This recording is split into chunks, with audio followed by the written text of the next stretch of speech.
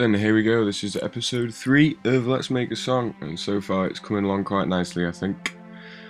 First things first here, I'm going to try and introduce some wobbles, wobble, and see what I can get from it, basically. I do add one style of wobble that I don't like, so I get rid of it at one point. But that's all part of making a song, basically. Trial and error.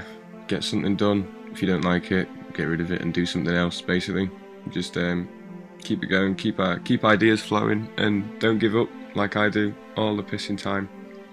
Just don't give up, keep persevering with a song, and even if it does sound to your ears terrible, upload it to YouTube and see what other people think of it. And if anything, there are some nice people out there and will criticise positively. Hopefully, anyway. But just upload it and see what other people think. Because personally, I really don't like any of the stuff that I make on GarageBand, but that's just because it's mine and I've made it and I know where everything's gone wrong. Anyway, back to the video. What you've just seen is I've duplicated holding Alt or Command C and Command V to copy and paste, and that's for the reverse symbols that I've got in there. I've added in my deep wub, it's called. I just made it. I made it on the day that style of wobble, and I liked it, kept it. At the minute I'm trying to add in some sort of alternate rithy fifths. It's a bit wobbly, but I think this is the one to get rid of because I just genuinely don't like it. Here you can see I've got automatic filter on it, seeing what I like about it, and I don't think I keep it. I'm not sure, to be honest. I might keep it. I know that there is like a flange saw in there that I add, but I'm not sure when I do that or whether I keep this. Here's a good tip when you're moving your wobbles around to make sure it's all in time. Is in the bottom left of the screen you get that little drag bar. Drag it to the right or to the left to shrink or enlarge the screen, like I've done here, and you can see a more in-depth.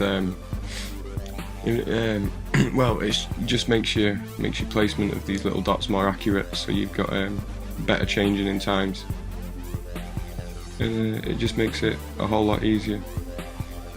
It may take longer, but it makes it a lot easier. And makes the song sound a lot better in the long run. At the bottom there, that purple bar, adding in the frequency fades, as you would already know if you've watched my last 2 episodes. Make sure you check them out. There'll be a link in the description to the episode before, and then another link in that description to the episode before that. Or you can go on my channel and find episode 1. It's completely up to you, but I recommend watching the other episodes before you watch this one, otherwise you'll have no idea what's going on. At the minute here, I didn't like the fact that one of the bass kicks collided with the snare hit, so I took the bass kick out. It makes it sound a lot better now, rather than that little clash. Here what I'm doing is making some sort of a little breakdown section.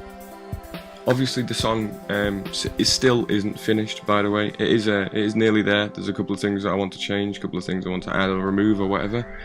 But you'll see that in the next episode whenever I get round to making it.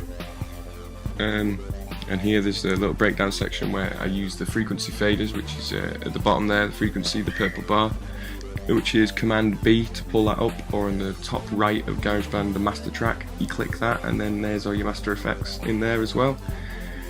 You can see me just adding in effects that have already been in the song before. They've just been dragged along and changed for this part of the song, because obviously it's a quiet part of the song, so it needs to have quiet bits in it.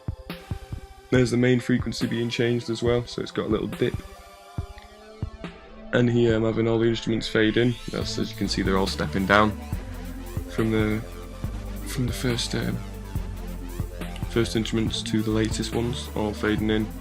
And now I have them all cut off, like I've mentioned in my previous episodes as well. I like to have a snare hit or a main melody, because there's no snare in this bit. So the last part of the main melody, where it's a little bit more rapid, is the last thing you'll hear before it comes back into the main song.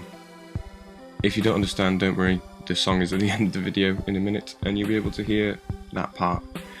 The end of the breakdown, all you'll hear is one instrument playing, or one track playing, and that's the main melody, rather than having everything clashing and then all of a sudden, boom, everything else starts clashing. I like to fade it out and then fade it back in.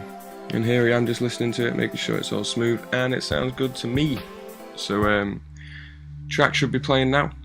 It's got this long fade in still, so I'm going to keep chatting for a second. But yeah, I might get rid of this long fade in and cut it halfway or something. I'm not sure yet, but leave some comments, let me know what you want me to do and what you think of the song so far and which way you want me to take it, because it's still anybody's game. I mean, I could finish the song and turn it into a dance song. At the minute it's just like a chilled out dubstep thing. But yeah, thanks for watching, thanks for listening. Please subscribe, leave a like, anything that you'd like to do if you like the video. Thanks very much, and I'll see you next time.